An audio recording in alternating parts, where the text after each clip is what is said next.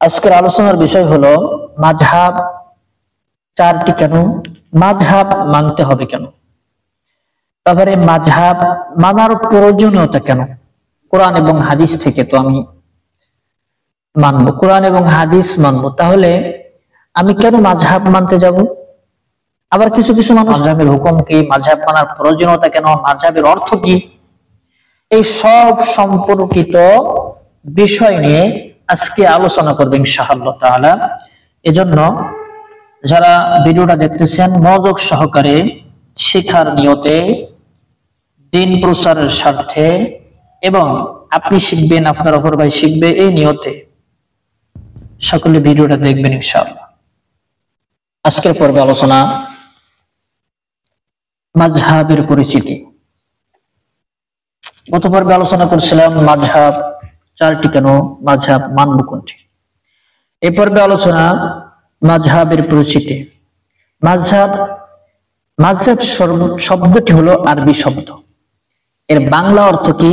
স্থান, পথ, মত, সিদ্ধান্ত। তাহলে মাযহাব শব্দের অর্থ কি? পথ, মত, সিদ্ধান্ত প্রভৃতি। ইসলামী শরিয়াতের পরিভাষায় মাযহাব বলা হয় কোরআন সুন্নাহ প্রদর্শিত রাসূল সাল্লাল্লাহু আলাইহি ওয়াসাল্লাম, সিদ্দিকিন ও সালিহিন দের মনোনীত পথকে মাযহাব বলে।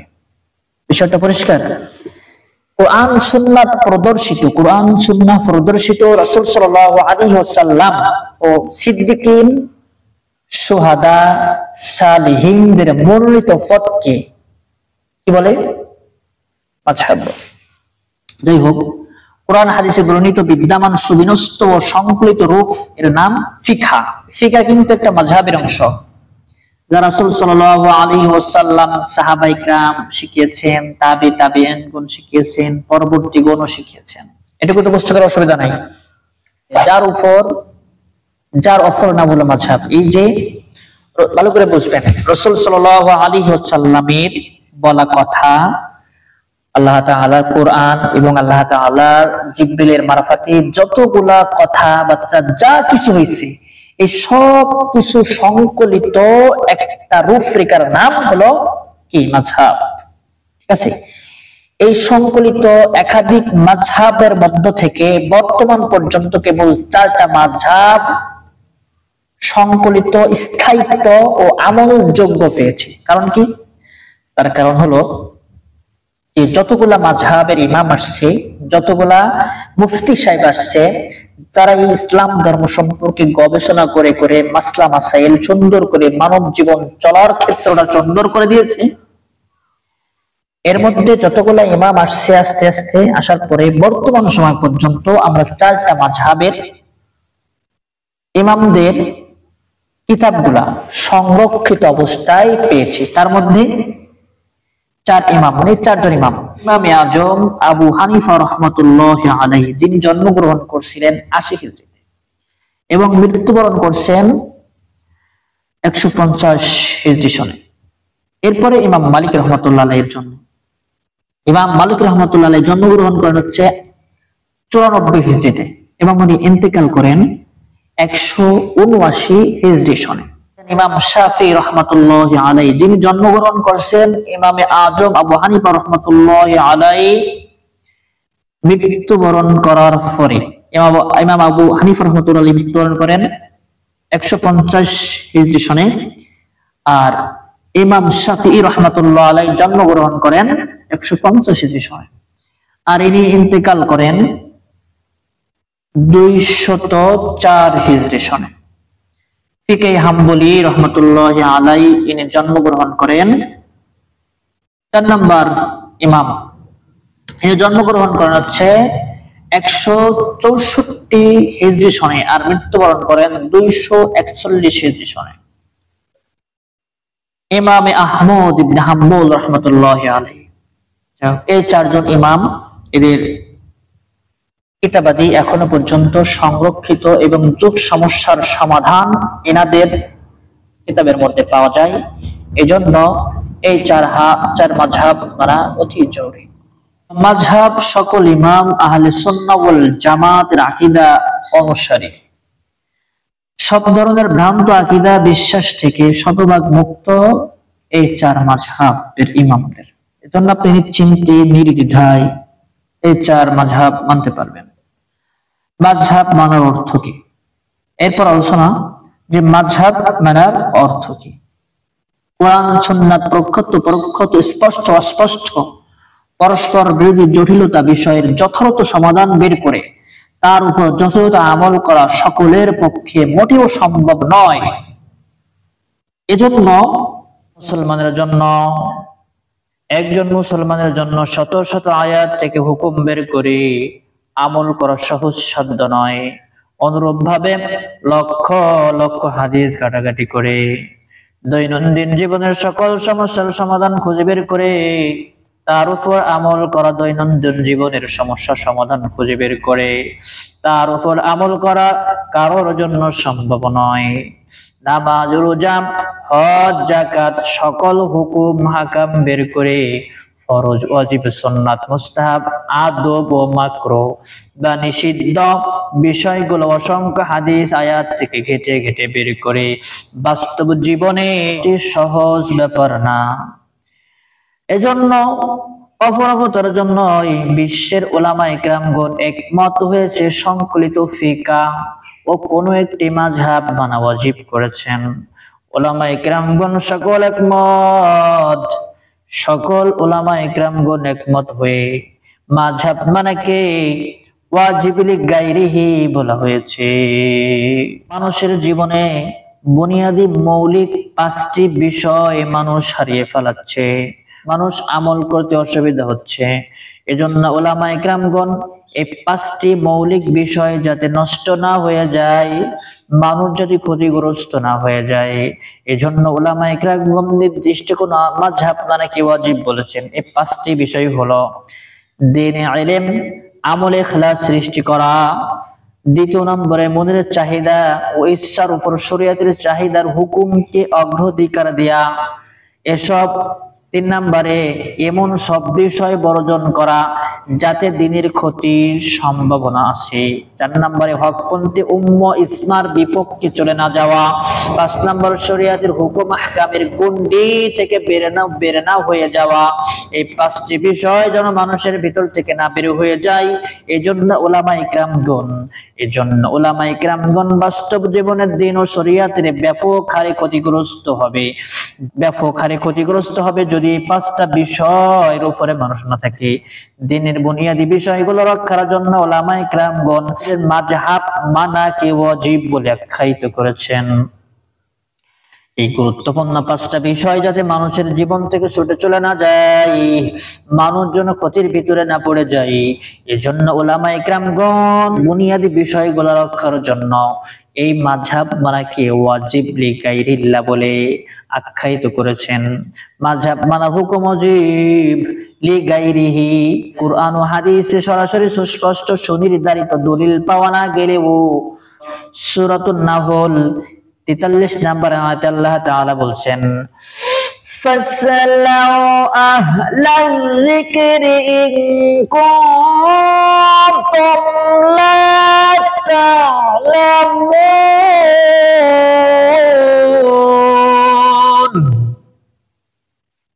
আল্লাহ তাআলা বলছেন, তোমরা যদি না জানো তবে জ্ঞানীদেরকে জিজ্ঞাসা করো।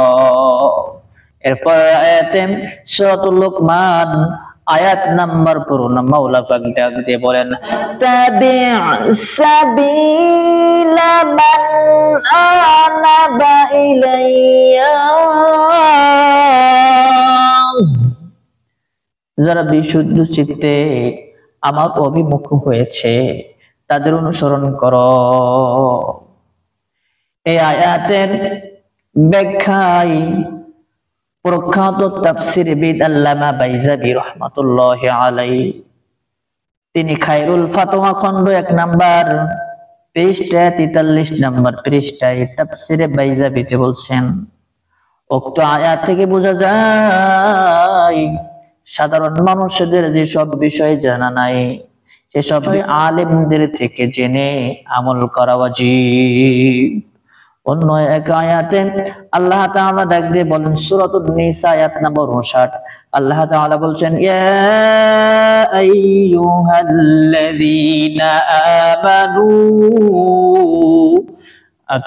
আতিউল্লাহা ওয়া আতিউর রাসূল ওয়া উলিল আমরি মিনকুম। আল্লাহ তাআলা ডাক দিয়ে বলছেন, হে ইমানদারগণ, তোমরা আনুগত্য করো আল্লাহর, আনুগত্য করো রাসূলের, এবং তোমাদের মধ্য থেকে যারা ক্ষমতার অধিকারী। এই ক্ষমতার অধিকারী দ্বারা বোঝানো হয়েছে শাসন বর্গ, মাযহাব বা ইমাম ও ফকিহগণদেরকে। অনেক মুফাসসিরগণ দ্বিতীয় আয়াতটি, অনেক মুফাসসিরগণ এর উদ্দেশ্য নিয়েছেন উক্ত আয়াতের ব্যাখ্যায় প্রখ্যাত মুফাসসির প্রসিদ্ধ তাবিঈ হযরত আতা রাহমাতুল্লাহ আলাইহি বলছেন, এই আয়াত প্রসঙ্গে 2676 নম্বর হাদিসে রাসূল আকরাম সাল্লাল্লাহু আলাইহি ওয়াসাল্লাম ইরশাদ করেছেন, হযরত ইরবাজ ইবনে সাবিয়া রাহমাতুল্লাহি আলাইহি হতে বর্ণিত, তিনি বলেন, একদিন ফজরের নামাজের পর রাসূল সাল্লাল্লাহু আলাইহি ওয়াসাল্লাম আমাদের মরমে স্পর্শ করলেন, আমার মৃত্যুর পর যারা বেঁচে থাকবে তারা অসংখ্য বিরোধ মতনৈক্য দেখতে পাবে। তোমরা দিন বিষয় নব উদ্ভাসিত বিষয় থেকে পরহেজ করবে, কেননা তা ভ্রান্ততা। তোমাদের কেউ যদি এমন পরিস্থিতির শিকার হয়, তবে তোমরা আমার সুন্নাত ও আমার হিদায়াত প্রাপ্ত পথ প্রাপ্ত খোলাফায়ে সুন্নতে মজবুত ভাবে আঁকড়ে ধরবে। রাসূল আকরাম সাল্লাল্লাহু আলাইহি ওয়াসাল্লাম 3663 নম্বর হাদিস, 3663 নম্বর হাদিস তিরমিজি শরীফের হাদিস, রাসূল আকরাম সাল্লাল্লাহু আলাইহি ওয়াসাল্লাম ইরশাদ করেন, হযরত হুসাইফা রাদিয়াল্লাহু তাআলা বলেন, আমরা রাসূল সাল্লাল্লাহু আলাইহি ওয়াসাল্লামের খিদমতে বসেছিলাম, তিনি আমাদেরকে বললেন, আমি জানি না কতদিন তোমাদের মাঝে বেঁচে থাকবো, আমার মৃত্যুর পর আমার পরবর্তী দুজনকে অনুসরণ করো। এবং তিনি হযরত আবু বকর ও হযরত ওমর রাদিয়াল্লাহু তাআলা আনহুর দিকে ইশারা করলেন। এসবগুলা আয়াত, এসবগুলা কোরআন হাদিস থেকে স্পষ্ট হয়ে বোঝা যায়। নবী করিম সাল্লাল্লাহু আলাইহি ওয়াসাল্লাম ইঙ্গিত দিয়েছেন যে মাযহাব মেনে ছাড়া বাবা বর্তমান সময়ে ফিতনার জামানায় জীবন পরিচালনা করা বড় কঠিন। এজন্য প্রয়োজন দলিল ভিত্তিক জটিলতার বিজ্ঞ পারদর্শী ও নির্ভরযোগ্য কারণ অনুসরণ করা প্রশংসনীয় ও আবশ্যক। যদি বিজ্ঞবান হও বোঝো, তাহলে নিশ্চিন্তে নির্দ্বিধায় কোন বিজ্ঞবান পারদর্শী ও নির্ভরযোগ্য কারো শরণাপন্ন হও। প্রমাণ হলো যে, অতএব প্রমাণ হয়ে গেল কোরআন সুন্নাত মানা ফরজ। অনুরূপ ভাবে প্রয়োজনীয় বিধি বিধান নির্ভরযোগ্য অভিজ্ঞ পারদর্শী ফকিহ মুক্তি থেকে সমাধান আরোহণ করা ও নির্দিষ্ট কোন মাযহাব মানা অপরিহার্য ও কর্তব্য, এতে কোনো সন্দেহ নাই। ইমামদের অনুসরণ করতে হবে। মানে আগের ভিডিওতে বলছে সেই কথাটা আবার আমি স্পষ্ট করে দিচ্ছি যে আপনি নিজে নিজে কোরআন হাদিস থেকে ফতোয়া বের করে সুস্পষ্ট অস্পষ্ট পারস্পরিক জটিলতা যেসব বিষয়ের যথাযথ সমাধান বের করে আপনি তার উপর যথাযথ আমল করবেন, এটা আপনার আমার মতো সাধারণ উলামাদের পক্ষে এটা করা মোটেও সম্ভব নয়। তার সুন্নাহ বুঝা, তার ব্যাখ্যা বিশ্লেষণ, নিজের মতো আমল করা, তুলনামূলক অযোগ্য অদক্ষ কারো সিদ্ধান্ত মেনে নেওয়া নিশ্চয় বিবেক সিদ্ধ নয়, বরং খোদাভক্ত দিনদার কারোর জন্য এমন কিছু মেনে নেওয়াও অসম্ভব নিঃসন্দেহে। এজন্য আপনি নিজে নিজে কোরআন হাদিস থেকে বের করে আমল করা আপনার জন্য অবশ্যই কষ্টদায়ক এবং খুবই সমস্যাজনক। অবশ্যই আপনাকে একজন ইমামের শরণাপন্ন হয়ে আপনার বাকি জীবনের সব ধরনের জটিলতা বন করা, নিজের সুবিধা মতো অবজ্ঞতা নির্ভর করে সিদ্ধান্ত বিষয় হলো মাযহাব মানার প্রয়োজনীয়তা। কোরআনে বর্ণিত আয়াত, নবী করিম সাল্লাল্লাহু আলাইহি ওয়াসাল্লামের মুখের বাণী হাদিস, এটা দুই ভাগে ভাগ করা যায়। মানে এটার বিধিবিধান দুই প্রকার। যেমন কোরআন এবং হাদিসের ভিতরে এমন কোন আয়াত আছে, এমন কিছু হাদিস আছে যেগুলা খুব সরল অর্থ, যা আপনি অর্থ দেখে বুঝতে পারবেন এবং সেখান থেকে হুকুম বের করে নিজে আমল করতে পারবেন। আর দ্বিতীয় প্রকার হাদিস এরকম কোরআন পাকের মধ্যে দ্বিতীয় প্রকারের যে আয়াত এবং হাদিস যেগুলা, এটা হচ্ছে অধিক পরিমাণে মানে খুব ব্যাপক আকারের বিশাল ব্যাখ্যার মুখাপেক্ষী, মানে অনেক গভীর এই হাদিসগুলা এবং এই আয়াতগুলা, যেগুলা অর্থ মানে যখন একজন বিশেষজ্ঞ অর্থ করতে যায় তখন এরকম হয় অসঙ্গতিপূর্ণ বা বিপরীতমুখী অর্থ আছে, একটার থেকে বিপরীতমুখী এবং অসঙ্গতিপূর্ণ। এই হাদিস পারস্পরিকভাবে মানে ব্যবহার মানে পারস্পরিকভাবে একে অপরের বিপরীত হতে পারে। এই হাদিসগুলো এত বিপুল পরিমাণ, অতুলনীয়, অতল সাগরের মতো প্রচুর পরিমাণ গভীরতা রাখে, যেগুলা সাধারণ মানুষ এর থেকে হুকুম বের করে বা সাধারণ ওলামা এর থেকে হুকুম বের করে জীবন পরিচালনা করা খুবই কষ্টদায়ক এবং খুবই অসঙ্গতিপূর্ণ। এজন্য এই দ্বিতীয় প্রকারের হাদিস থেকে বা দ্বিতীয় প্রকারের যে আয়াতগুলো আছে যেগুলা আসলে অনেক কঠিন, এগুলা আপনি দুই ভাবে এর থেকে ফতোয়া বের করতে পারেন বা দুই ভাবে এটা ব্যাখ্যা করতে পারেন বা হুকুম বের করতে পারেন, যেটাই বলেন। তো প্রথম প্রকার হলো যে আমাদের উপলব্ধি ও বিবেচনার উপর ভিত্তি করে নিজেরাই কোনো সমাধান বের করে সে অনুযায়ী আমল করা এক। দ্বিতীয় তার একটা ধাপ আছে, সেটা হলো এই যে বিপর্যয় এই ধরনের জটিলতা ও বিপরীতপূর্ণ আয়াত ও হাদিস এর বিধিবিধান নিজে কোনো সিদ্ধান্ত না নিয়ে, যে বিপরীত মুখে যে জটিলতাপূর্ণ একটা আয়াত অথবা খুব কঠিন একটা হাদিস, এগুলা নিজে কোনো সিদ্ধান্ত না নিয়ে আপনি আমাদের পূর্ববর্তী উলামায়ে কিরামগণ, সাহাবায়ে কিরাম, তাবিঈ ও মুজতাহিদ ইমামগণ এ সকল আয়াত ও হাদিসে কি মর্ম বুঝেছেন তারা, বা কোনটির উপর আমল করার জন্য বলেছেন এবং কিভাবে তারা আমল করেছেন, সেটি খুঁজে বের করে জেনে তার উপর আমল করাটাই হচ্ছে একজন ভালো বিজ্ঞবান মানুষের কাজ। এটা যুক্তিযুক্ত একটা কথা, ঠিক আছে? মনে করেন দ্বিতীয় পন্থাটি যে একমাত্র যুক্তিযুক্ত, নিরাপদ ও বিবেকসিদ্ধ কাজ যেগুলা হচ্ছে আয়াতের হুকুম বের করতে গেলে আসলে অনেক কষ্টসাধ্য, যা সাধারণ ওলামায়ে কিরাম বের করতে পারে না। এটা হলো আমরা কি করতে পারি, এই সম্পর্কিত আয়াতগুলা আমরা নিজেরা বিবেচনা করে নিজেরাই কোনো সমাধান বের করে সে অনুযায়ী আমল করতে পারি। অথচ সেটা আমাদের জন্য কিন্তু আসলে কষ্টদায়ক, এটা আসলে দেখা যায় যে গুমরাহির দিকে চলে যাওয়ার সম্ভাবনা থাকে। এই জন্য আমাদের কি করা উচিত, যে এই জটিলতা বিপরীত আয়াতগুলা বিধিবিধান নিজে কোনো সিদ্ধান্ত না নিয়ে, যেসব আমাদের পূর্ববর্তী যেসব আলেম ওলামা ছিল, ওলামায়ে কিরামগণ ছিল, সাহাবায়ে কিরামগণ ছিল, তাবিঈ ছিল, মুজাহিদ ইমামগণ ছিল, এই সকল আয়াতে ও হাদিসে কি মর্ম বুঝেছেন তারা, কোনটির উপর কিভাবে আমল করতে তারা বলেছেন, সেটা খুঁজে বের করে জেনে তার উপর আমল করাটাই একমাত্র যুক্তিযুক্ত, নিরাপদ, বিবেকসিদ্ধ কাজ বলে গণ্য করা হয়। ঠিক আছে, বুঝতে পারছেন তো? এরপরে দেখেন যে একজন মানুষ অনভিজ্ঞ, মানে সে বুঝে না, অভিজ্ঞ না, তাহলে অবশ্যই তাকে অভিজ্ঞ পারদর্শী ব্যক্তি, যারা পারদর্শী তাদের অনুসরণ করা দরকার। এজন্য যুক্তি, তর্ক, দলিল প্রমাণের কোনো প্রয়োজন আসে না, যুক্তিযুক্ত আছে বলে মনে হয় না। কেন জানেন? কারণ উল্লেখিত দ্বিতীয় গ্রন্থটি মানার নামই হচ্ছে মাযহাব।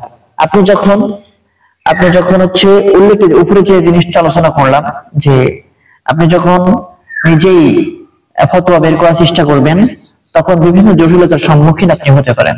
এই ধরনের জটিলতা বিপরীত আয়াতগুলা বিধিবিধান নিজে সিদ্ধান্ত না নিয়ে আপনি আপনার পূর্ববর্তী যে ওলামায়ে কিরামগণ আছেন, সাহাবী, তাবিঈ, এদেরকে অনুসরণ করতে পারেন। এরা কিভাবে হাদিসটা আমল করছে, কিভাবে হাদিসটা তারা আমল করছে, এই হাদিসের মর্ম তারা কি বুঝেছে, এই বিষয় জেনে তারপরে আমল করতে হবে। কারণ একজন অনভিজ্ঞ, মানে যারা বোঝে না, অভিজ্ঞ না, এমন একজন ব্যক্তি অবশ্যই বিজ্ঞবান ব্যক্তি যারা তাদেরকে অনুসরণ করতে হবে, এটাই স্বাভাবিক। এই যে বিজ্ঞবান ব্যক্তিকে অনুসরণ করবেন, এইটার নাম হলো মাযহাব। আর মাযহাব মানার প্রয়োজনীয়তা কেন? যে আপনি আমি ভালো বুঝি না, মাযহাব বুঝি মানে হাদিস কোরআন এই কঠিন বিষয়গুলো আপনি বুঝবো না, এই বুঝবো না এজন্য আমাদেরকে যারা বিজ্ঞবান ব্যক্তি, যারা ভালো বুঝছেন, যারা ইসলামের পথে জীবন পরিচালনা করছেন ও হকের পথে ছিল, সাহাবায়ে কিরামগণ যারা হক বুঝতেন, তাবিঈরা যারা, নবী করিম সাল্লাল্লাহু আলাইহি ওয়াসাল্লাম আবু দাউদ শরীফের হাদিস যে বলছেন, এমন একটা জামানা আসবে যে জামানায় ফিতনার সংখ্যা বেড়ে যাবে, যেখানে এক একজন এক এক রকমের মতবাদ দিবে। তো তখন কি করবেন? তখন আমার সাহাবায়ে কিরামগণ কি করছে, আমার পরবর্তী দুইটা যুগের কথা বলা হয়েছে, সাহাবায়ে কিরামগণ তাবিঈদের যুগে কিভাবে এই হাদিসগুলোর উপর আমল করতো সেটা দেখে আমল করতে হবে। তাহলে তারা যেভাবে আমল করছেন সেভাবে আমল করার নাম হচ্ছে মাযহাব। একজন মুসলমানের জন্য শত শত আয়াত থেকে হুকুম বের করে আমল করা সহজ সাধ্য নয়।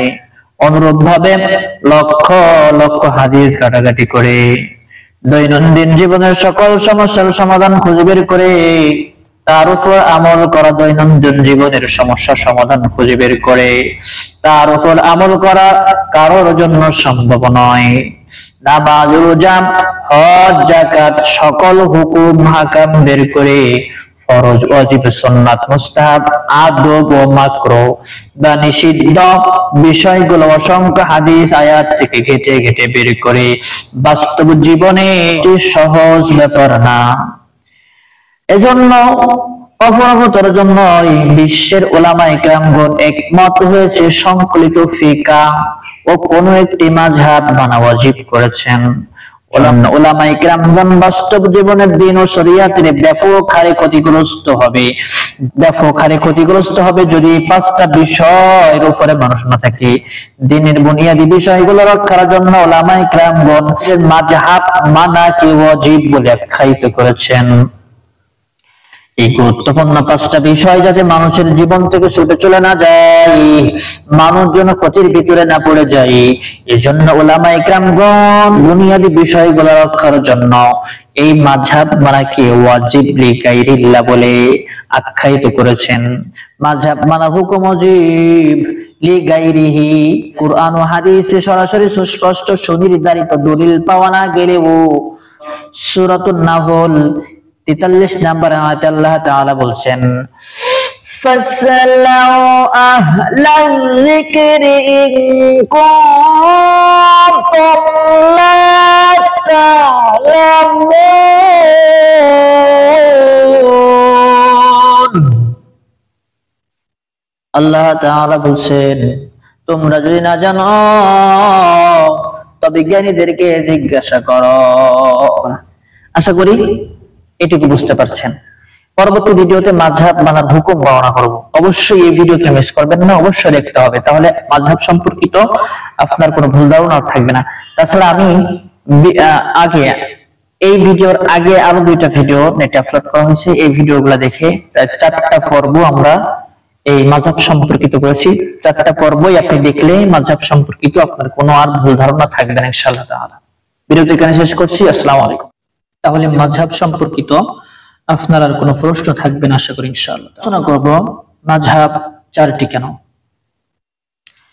ফিকহ ও ফতোয়া ইজতিহাদের জগতে 4 মাযহাবের ইমামদের মধ্যে বিস্ময়কর প্রতিভার অধিকারী বহু ইমাম মুস্তাহিদের আবির্ভাব ঘটেছে দুনিয়ায়।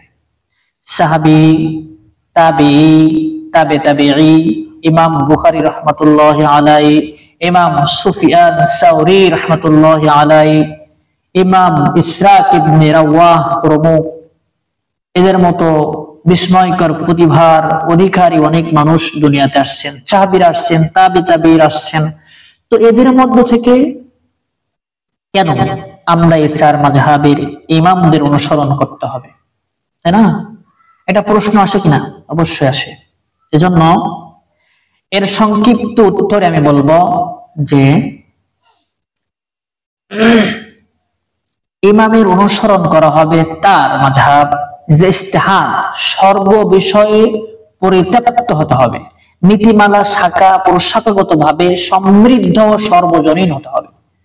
মানে যার মাযহাবের মধ্যে, যার কিতাবের মধ্যে সার্বজনীন এবং সমস্ত সবকিছু সংকলিত ও সুসম্পাদিত আছে, বা যুগ সমস্যার যে কোনো সমাধান তার মাযহাব থেকে বের করতে পারবে, বা বের করার মতো প্রয়োজনীয় যে মাসলা মাসাইল যা কিছু সংরক্ষিত থাকার দরকার যার মাযহাবে আছে, সবকিছুই আছে। যেমন আপনি একটা যে কোনো মাসলার সম্মুখীন হচ্ছেন, যেমন ইমামে আযম আবু হানিফা রাহমাতুল্লাহি আলাইহি এনার মাযহাব, এর ফতোয়ার কিতাব আছে ফতোয়ায়ে শামী। তো এই ফতোয়ায়ে শামীর মধ্যে 16 খণ্ডের এই কিতাবটা।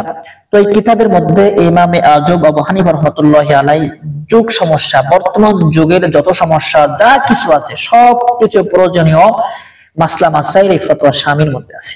তো এখান থেকে যখন আপনি সমস্ত ফতোয়া বের করতে পারবেন, এমনকি আপনার এই ফতোয়া এগুলা বোঝানোর জন্য জগতে যে আলেম থাকবে, মানে তার মাযহাব বোঝানোর ক্ষেত্রে যেন যে মাযহাব মানে যে ইমাম আলেমরা যারা আছে, ফকিহগণ যারা আছে, যে তার মাযহাব সম্পর্কে বুঝাইবে। যেমন মনে করেন আমি একটা কিতাব লিখলাম, তো আমার এই কিতাবটা বুঝিয়ে দেওয়ার মতো আলেম যদি থাকে, তাহলে সেই ইমামের সেই কিতাব অনুসরণ করার জন্য মানুষের জন্য সুবিধা হবে।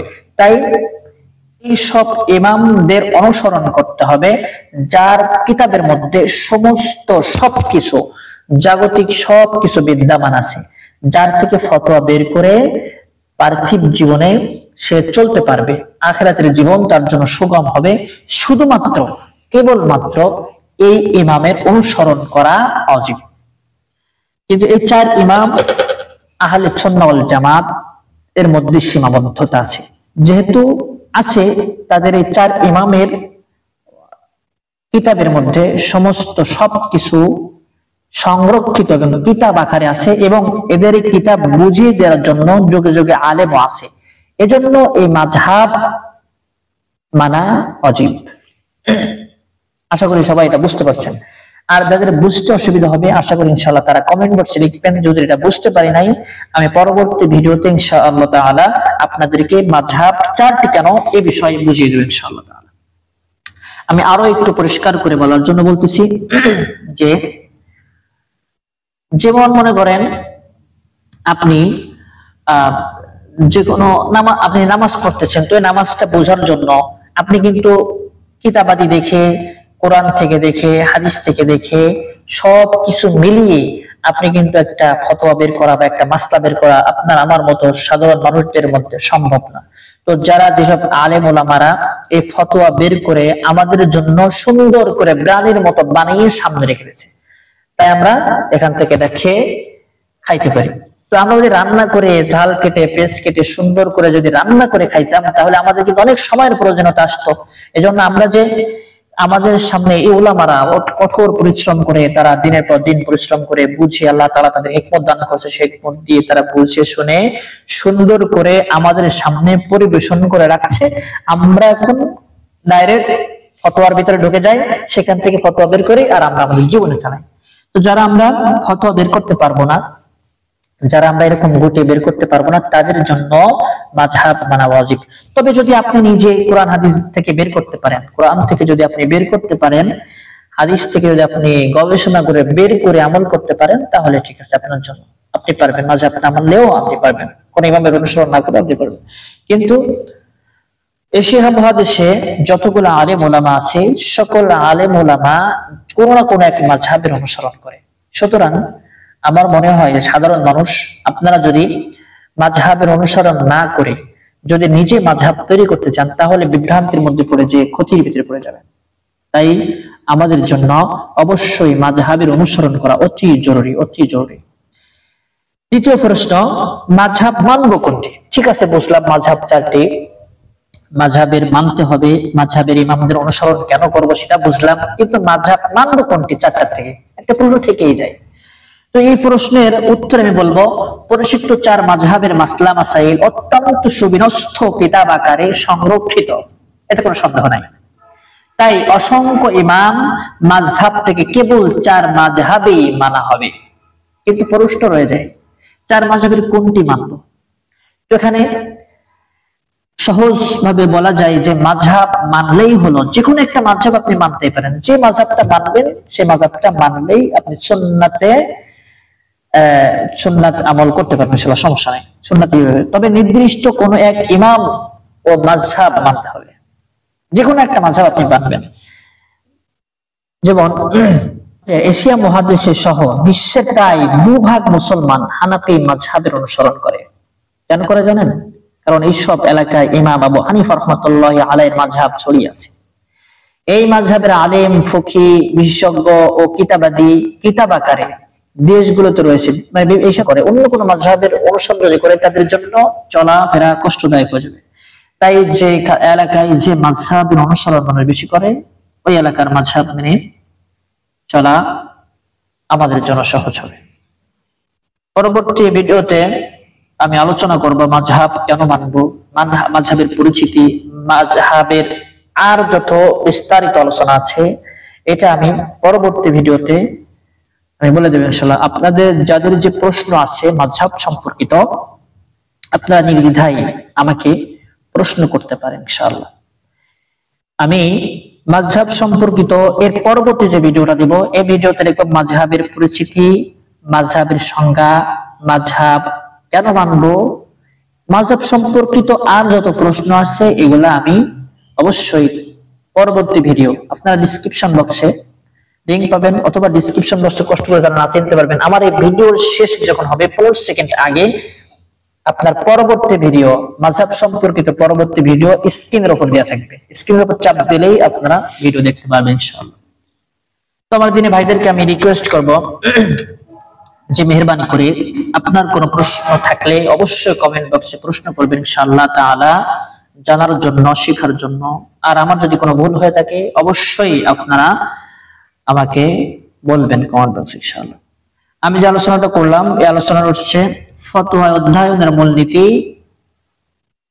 89 নাম্বার পৃষ্ঠা থেকে আলোচনা করছি। এটা মুফতি ইফতায় পড়ে যারা তারা বুঝবেন এই কিতাবটার নাম ফতোয়া মূলনীতি, ফতোয়া অধ্যয়নের মূলনীতি। এটা হচ্ছে 88 নাম্বার পৃষ্ঠা।